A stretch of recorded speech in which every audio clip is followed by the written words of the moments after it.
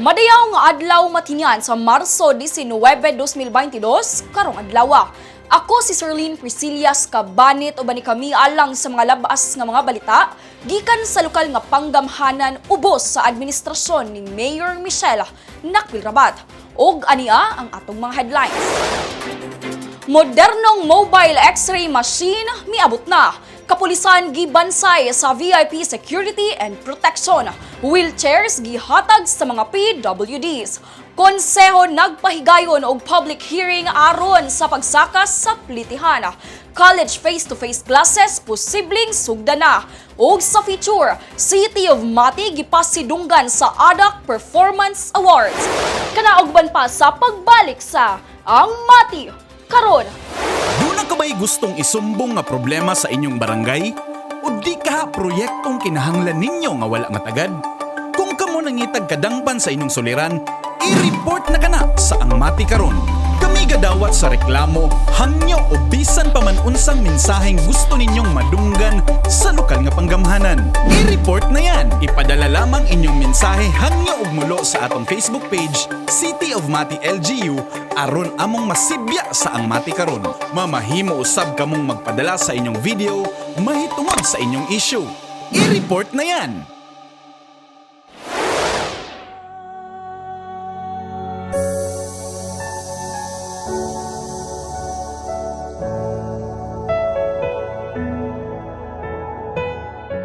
To be listened to. I am a victim of bullying. The stereotype, we women aren't capable enough. Dili man na kaya or weak ka, di nakakutob. Women is being challenged by equality. A woman has the ability to nurture. Very nurturing kasi ang mga kababaihan. Rag na-prove nako, na kaya nako as a woman na mahimo pod ang mga mahimo sa mga lalaki. Empowered na ba ang mga babae karon, so dapat mangusog jud pud ta. Women really deserves recognition as well as support. Push yourself to the limit and see how high you can go. And before you know it, you have accomplished a lot already. We have skills, we have capabilities, we have talents. We women can also provide for our family. Let us be someone as women, someone that the young generation will look up to. To all the women out there and to all the girls, be who you are. Salig na ka sa mong sarili and then don't settle for less. You are beautiful, you are strong, you are empowered. Tayong mga babae, huwag tayong papayag na gidaog-daog ta. Tayong mga babae may pinaglalaban hanggang ngayon, hindi pa natatapos ang ating laban. And that is to be recognized and to be considered a co-equal. Proud ko. Proud ako. Proud ko. Proud ko. Proud ko, proud ko, proud ko, Proud ko. Proud ko. proud ko, proud ko, proud ko, proud ko, proud ko, proud ko, proud ko, proud ko, proud ko.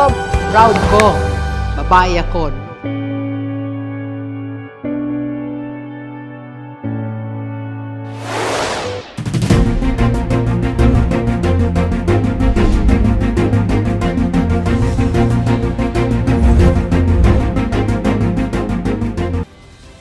Mikunhod na lamang sa upat ka aktibong kaso sa COVID-19 ang dakbayan sa Mati gikan sa napulo ka aktibong kaso nga natala kaniadtong miaging semana. Kaniadtong Marso 11 ug 12 walay nga tala na nagpositibo, nakabsan og kinabuhi ug naka-recover. Sa Marso 13 walay natala nga nagpositibo ug nakabsan og kinabuhi. Samtang adunay usa ka recovery na mao si MC3923. Sa misunod na adlaw Marso 14 adunay usa ka nagpositibo na mao si MC3937. Aduna sab usa ka naka-recover na mao si MC3934. Sa susamang adlaw adunay usa ka nakabsan og kinabuhi na mao si MC3931, usa ka 76 anyos na babae sa barangay Dahican. Siya sab fully vaccinated. Sa Marso 15 walay natala nga nagpositibo ug nakabsan og kinabuhi apan adunay upat ka naka-recover na mao si MC3906, 3924, 3935 ug 3936. Sa misunod na duha ka adlaw Marso 16 ug 17, walay natala nga nagpositibo, nakabsan og kinabuhi ug naka-recover. Suma total mukabat na sa 3,937 ang nagpositibo sulod sa dakbayan sa Mati, diin 3,811 niini naka-recover na ug 122 na ang nakabsan og kinabuhi. Subay sa dato sa Marso 17, anaa na lamang sa 4 ka aktibong kaso sa dakbayan sa Mati.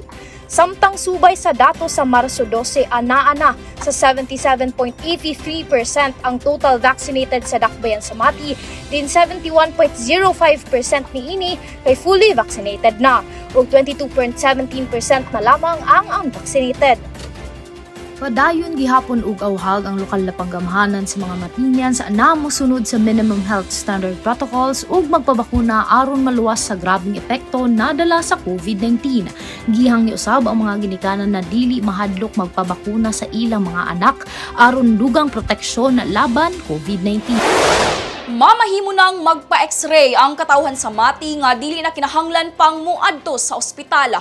Kini tungod sa bag-ong palit nga mobile X-ray machine sa City of Mati LGU ubos sa administrasyon ni Mayor Michelle Nakpil-Rabat. Ang mobile X-ray machine na ang muadto sa mga lagyong barangay aron kaserbisyohan ang katawhan. Si Andre Apelos sa detalye. Usa ka modernong mobile X-ray machine nga gipalit sa City of Mati LGU pinaagi sa City Health Office ang miabot na dinhi sa dakbayan sa Mati. Ang sakyanan uban ang mga modernong ekipo miabot niya atong Marso 15, 2022 ug gipaubos na kini sa usa ka dry run sa mga personahe sa CHO. Sumala ni CHO Head Dr. Benhur Katbagan Jr., ang mobile X-ray dunay digital server alang sa teleradiology project diin ang pag-eksamin sa pasyente mamahimo ng buhaton didto sa mga lagyong lugar ug dili na kinahanglan pang muadto sa ospital ang pasyente. Sa atong mga igsuon na dili maka-afford magbayad og PhilHealth, mga indigent. So ang imo na ilista po na nato, i-member nato. So kung gusto nila diha sila na service provider, pagpirma nato na paglista nato sa ilaha, certify nato na indigent sila by DSWD, i-enroll sila sa PhilHealth. Pag-enroll sila sa PhilHealth, magpa-check up sila sa tuwa, maka-avail sila og tanang klaseng primary care services. Ang ato ang City Health Office, almost 21 to 25 services ang na-offer ana appeal psychiatric services. So newest addition ang X-ray. No, pero ang X-ray magunato mag-undergo pa licensing sa Food and Drug Authority Agency. So it will take a few weeks or months, no? Libre basta pasyente ka sa City Health Office. Paspas na usab ang paggawa sa resulta sa X-ray ug mamahimo na kining ipadala dayon ngadto sa doktor sa bisan asang lugar nga maoy mo eksamin sa resulta ug muhatag sa iyang diagnosis ug rekomendasyon. Gawas pa niini nga miubos usab ngadto sa 50% ang radiation exposure sa pasyente tungod sa bag-ong teknolohiya. Ang bagong customized mobile X-ray nagkantidad og kapin kun kulang 6.8 million pesos.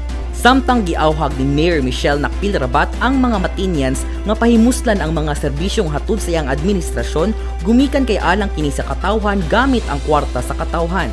Definitely very convenient for our constituents here in Mati, especially yung mga lagyo na barangay. Hindi na kailangan bumaba dito sa poblasyon, pupuntahan kayo kung kinahanglan ng ating medical team. So this is enhanced. As promised, we have delivered to you access to better health services. Dako ang kalipay sa mga Matinian sa nagpadayong panerbisyo sa City of Mati LGU ngadto sa katawhan taliwala sa pandemya sa COVID-19. Gawas sa mobile X-ray, daghan usab ambulansya ang gipamalit sa lokal nga gobyerno nga gitagana ngadto sa mga lagyong barangay sama sa Langka, Luban ug Kabuaya. Kining tanan alang sa katawhan sa Mati nga dako usab ang pasalamat sa tiunay nga pagpanerbisyo sa kamsamtangang administrasyon.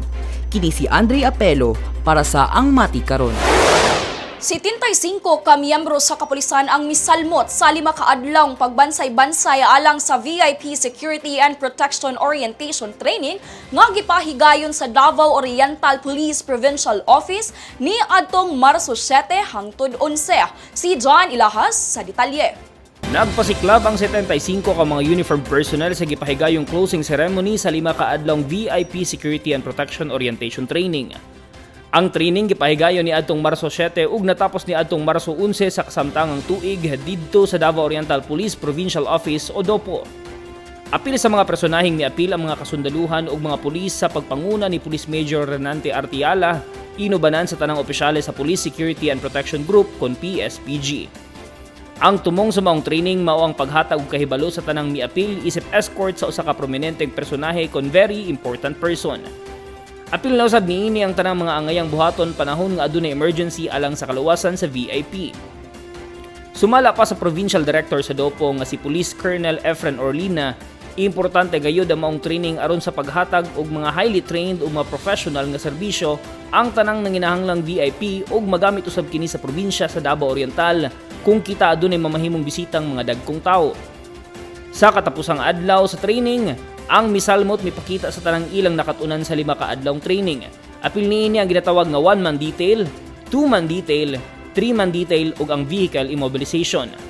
Nagbalampuson usab ang tanang miapil sa naisgutang training human sila tanan migraduar sa katapusang adlaw kauban ang color pins ug certificate nga nagpamatuod nga andam na silang upasiguro sa kaluwasan kung kinsa may nanginahanglan sa ilang serbisyo. Kini si John Ilahas para sa Ang Mati Karon. 40 ka mga persons with disabilities kon PWD ang nakadawat og wheelchairs gikan sa City of Mati, LGU. Si Jasmine Tias sa detalye. 40 ka mga wheelchair ang libreng gipanghatag sa mga person with disability o PWDs sulod sa lawak sa City of Mati, LGU kaniadtong Marso 14, 2022. Ang maong pagpanghatag gipangunahan sa buhatan sa City Social Welfare and Development Office kon CSWDO. Gawas sa CSWDO mihatag sab og suporta ang City Mayor's Office para mahimong posible ang pagpalit sa mga wheelchairs. Ang pagpanghatag sa mga wheelchairs subay sa nahisgutan ng mga problema o suliran sa gipahigayon na ugnayan sa barangay sulod sa dakbayan sa Mati. Suma total mukabat sa 270,000 pesos ang kantidad sa tanan wheelchairs. Adunay mga walk-ins ang nahatagan gawas sa mga nalista na sa CSWDO na mga benepisyaryo. Sa maong adlaw sa Marso 14, adunay suma total 30 ka na-distribute na mga wheelchair. Ang nabilin ka na pulo na wheelchairs i-deliver mismo ngadto sa mga benepisyaryo na layo ang barangay. Dili kini ang unang higayon na naghatag og mga wheelchair para sa mga PWDs. Sa miaging tuig adunay 40 ka mga wheelchair ang mga na-distribute ug sa tuig 2020 adunay 53 sab ka wheelchair ang nahatag. Karong tuiga mao kini ang unang batch sa pag-distribute sa mga wheelchairs. Matud pa sa buhatan sa CSWDO aduna pay mosunod na batch. Dakong pasalamat sa mga PWDs na nahatagan og pansin ang ilang panginahanglan. Dakong tabang kini para sa mas komportable nila na paglihok ug paglakaw sa matag adlaw na mga aktibidades. Kini si Jasmine Pia para sa Ang Mati Karon. Nagpahigayon ang Mati City Council og usa ka public hearing sa miaging semana aron pasakaan ang pamilite sa pampasaherong sakyanan dinhi sa dakbayan sa Mati. 2 pesos ang gisugyot nga aumento gikan 9 pesos ngadto na sa 11 pesos depende sa kalayon. Si Andre Apelos sa detalye. Usa ka public hearing alang sa pagsaka sa pamasahe sa tricycle ang gipahigayon sa Barangay Central Covered Court ni adtong Marso 11, 2022. Gipangunahan ni City Councilor Avelino B. Capina Jr. na maoy chairman sa Committee on Transportation ang maong public hearing. Mitambong sab sa hearing sila City Councilor Delfin Miones na Vice Chairman sa Committee on Transportation, City Councilor Edwin Barrera, Punong Barangay sa Central Honorable Danny Macaubos, Mr. Jojitson Franchising Officer, Engineer Joel Kapalit ug ang mga lider sa nagkadaiyang Tricycle Operators and Drivers Association. Gihisgutan sa maong hearing ang hangyo sa mga driver na pasaka ng pitihan tungod sa pagsaka sa presyo sa gasolina. Sumala pa ni Jojitson, dili lang ang transport sector ang kinahanglan paminawon, kinahanglan pod ikonsidera ang mga sumasakay. Okay, inari mo ko na. Dili man lang good kay tita nga nasa transport sector ang nagka-problema. At pag malansin na itong sumasakay, maabot na po tayo sinana kadako, kaparehas na po tawain ka, mga ato pong sumasakay, pero masabot kung sila, Gani, nagsugod na kita sa living, kumuhatag gani, palagi po'y maningin ng piso. Napoy po'y mukhang piso, napoy muhulat. Kung napoy dinik, napoy muhatag sobra. Diba? Kaya tao po na sila, nakasabot po sila. Kaya nanapod kataas ang ato, nanapod kamahal ang ato ang gasolina. So, ni Kamap ni, namin gidesign, gamay, na additional, gamay na po. Dili po din nato nga range na maabot na po dito. Pagod po sa kadako sa tuwang area, 5 na guna, kadako nga barangay, ang saang ruta na to, sa tricycle. Diba? Kini kay tungod aduna nay mga driver na taas ang pangayo sa mga pasahero kung kini magpahatod sa ilang destinasyon. Aron mabalanse ang problema, anaay ordinansa nagipresenta si Konsehal Capiña alang sa dugang na pamasahe depende sa lugar. Gikan sa old rate na 9 pesos, ni saka og 2 pesos ang kasagarang pamasahe. Bisan pa man wala pa ni saka ang presyo sa gasolina, anaan ay dagkong singil ang mga driver sa pedicab sa atong mga pasahero. Ato ang mahinungduman na anaan ay mga pipila ka mga pasahero na nagsaysay sa ilahang mga mulo sa taas nga singil sa pamasahe sa ilahang Facebook accounts. Sa pagkakaroon anaa pa sa konseho ang fare increase proposal ug kun ugaling maaprubahan ng maong ordinansa sa sangguniang panlungsod, hangyo sa mga otoridad na tumanon sa tanan ang bag-ong taripa. Kini si Andre Apelo para sa Ang Mati Karon. Sa among pagbalik, sa police report laing high-value target sikop sa Baybast. College face-to-face classes posibleng sugda na. City of Mati gipasidunggan sa ADAC Performance Awards. Kana sa pagbalik sa Ang Mati Karon. Bako! Hoy, sete mo lawas! Bako! Oh, naunsa naman pud ka? Kinsa na pud nag-away nimo? Kanang mga bata sa kanto. Sige kong kantsawan na bako daw ko ma. Bako bago di ay ka straight ana imong lawas. Mura gani kag nakorentahan sa ka-straight ana imong lawas. Utro pud ka ma ba? Pero bitaw nak, ayaw na lang na sila patuli kay di man tinuod ng ilang gipanulti. Palayo lang sa ilaha, okay? Okay ma. Tama di ay nak. Nagsugod nagpamakuna ang City Health sa mga bata edad 12 hangtod 17 kontra COVID-19. Basin ganahan ka magpabakuna. Ikaw na lang baya walay bakuna diri? Sige ma, magpabakuna ko para lawas natatanan din sa atong balay. Bako de Jesus, ikaw na sunod bakunahan. Bakunahan na taka ha, relax lang. Okay na dong, isog man kayo ka, wag gyud mahadlok. Salamat ma'am. Ramil Sante, ikaw na sunod. Dali na! Pagpabakuna na ba?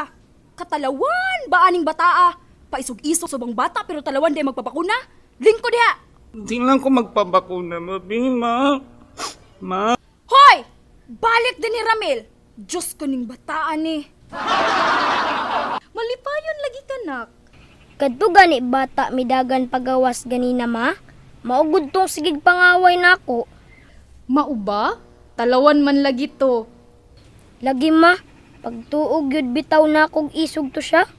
Maayon na lang na kay bakunado na tanan sa balay para makalikay na ta sa COVID-19. Kung ikaw edad 12 hangtod 17, pagpabakuna na sa pinakaduol nga vaccination site sa inyong barangay.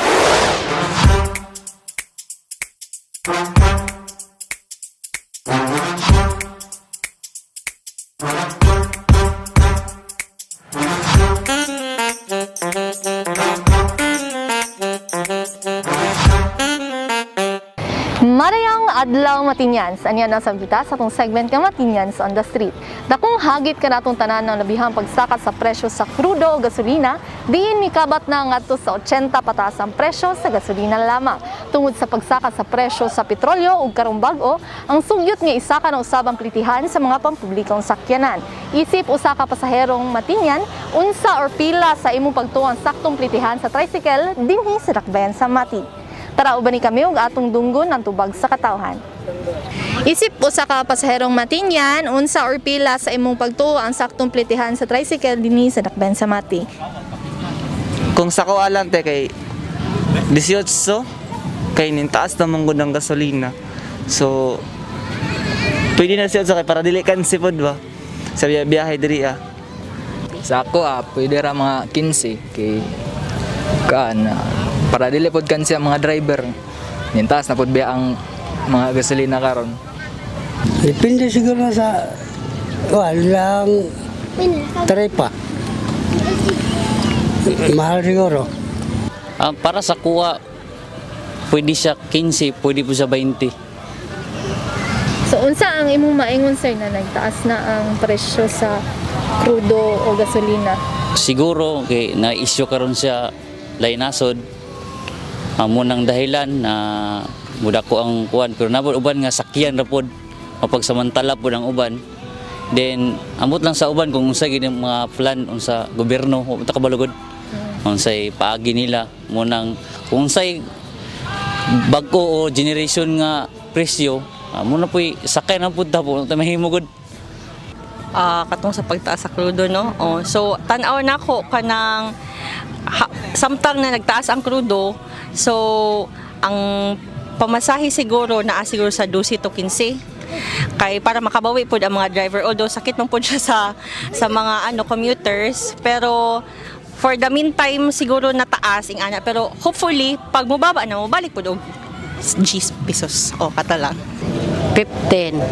Na naman ma'am? Kaya taas naman ang gasolina or crudo. Condom, depende na sa kalayo. Pero para sa imo, pila jud as a driver? 15. Mahal lang ang gasolina gud. Sa pagkakaroon sa akong kuan gyud murag mo kuan na sa 15. 15 ang kuan kay tungod sa mahal naman kayong gasolina pod. Maingon ako ma'am kanang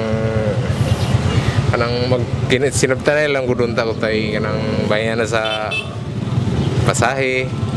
Kung unsa man kalayon magkuanay lang, magstoryanay lang, magsabutay lang, ana lang. Siguro pwede nating taasan yung presyo pamasahe ng namamasada rito kasi sobrang apektado yung mga nagpe-pedicab, di ba po? So siguro kung magkano yung minimum na price ng pamasahe, siguro dapat pong dagdagan ng nasa 8 pesos or 10. Kasi dito sa Mati sir, ang pamasahe po is 10 pesos. Yes, so ang exactly dapat nasa 20 kasi nga yung dinagdag na krudo pati sa gasolina nasa 10 pesos na rin, di ba po? So nakakaawa naman yung mga nagda-drive ng habal-habal ba yung tawag dyan? Baho-baho, di ba po? Huwag mo ka na mga suwestyon sa mga pasaherong Matinyans dinhi sa dakbayan sa Mati. Kung ikaw ang pangutanon, pila ba dapat ang pamasahe karong perte na kamahal ang presyo sa krudo o gasolina? Mamahimo ka mag-comment dinhi sa among Facebook page alang sa imong suwestyon. Uban na usab kami sunod semana diri lang sa Matinyans on the Street. Ako si Christine Garcero, amping.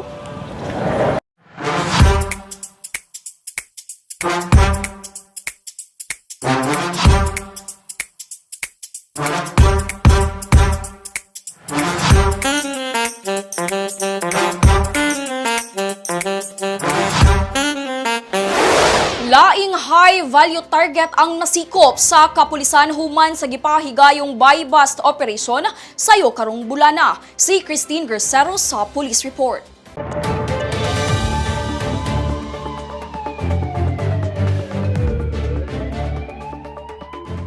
Nang paghihunong buy-bust operation ng mga personay sa PDEA Davao Oriental kauban ng Mati PNP kani atong Marso 8, 2022 alas 9 sa gabi.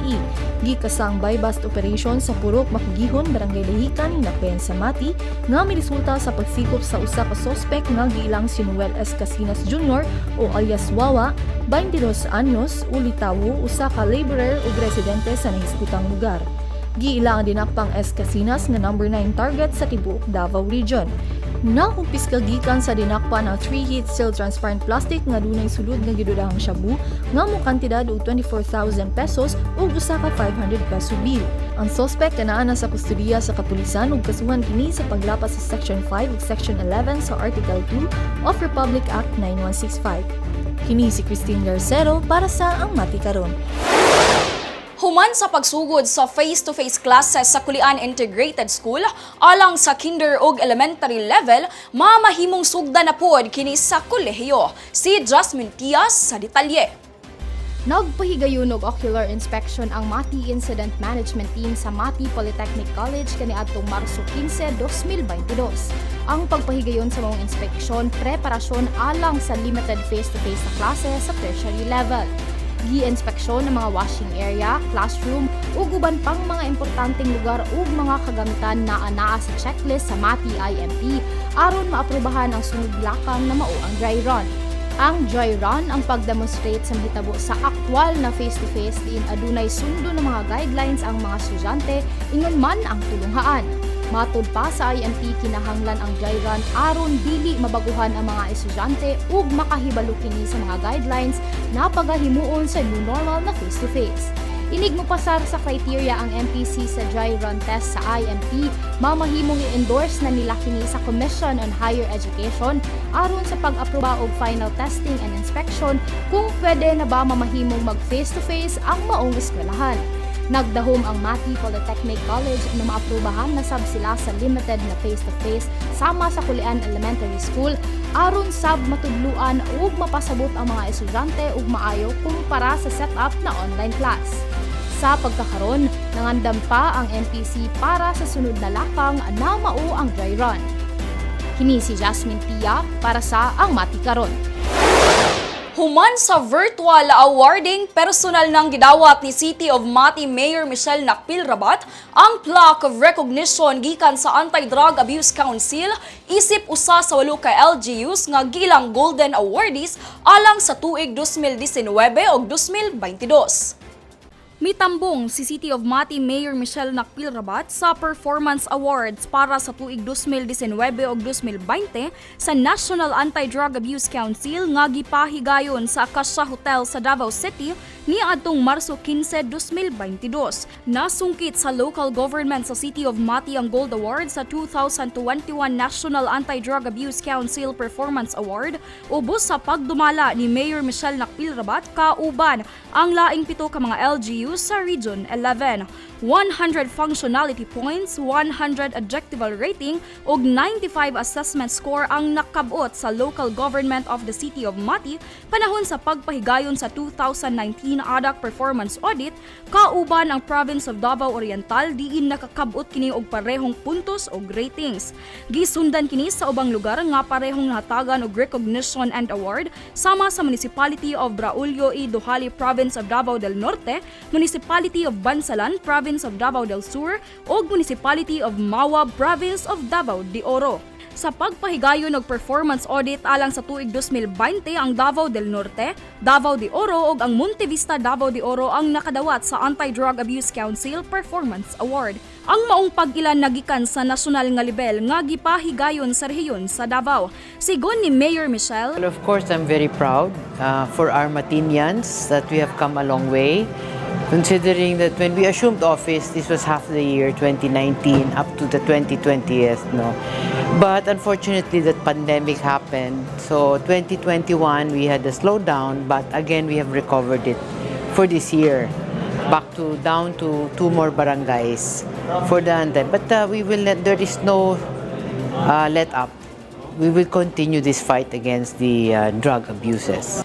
adunay dakong paglantaw ang mayora sa dakbayan sa Mati ilabi na sa mga lumulupyo ni ini diin dugang paniya.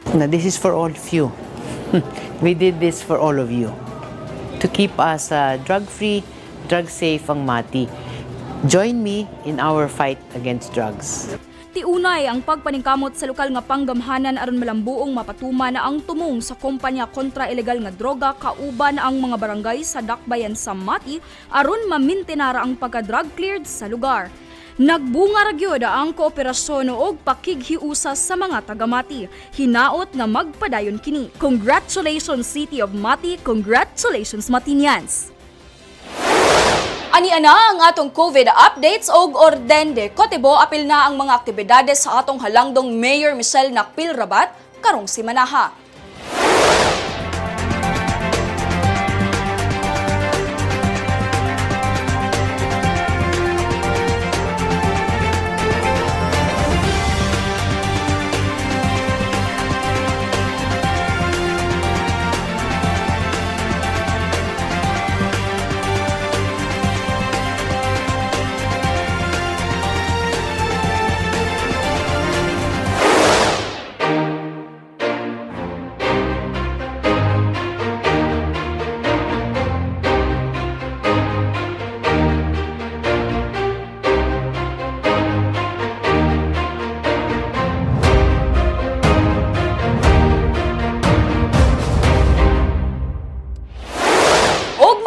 ang atong mga pinakaulahing balita gikan sa City of Mati, LGU.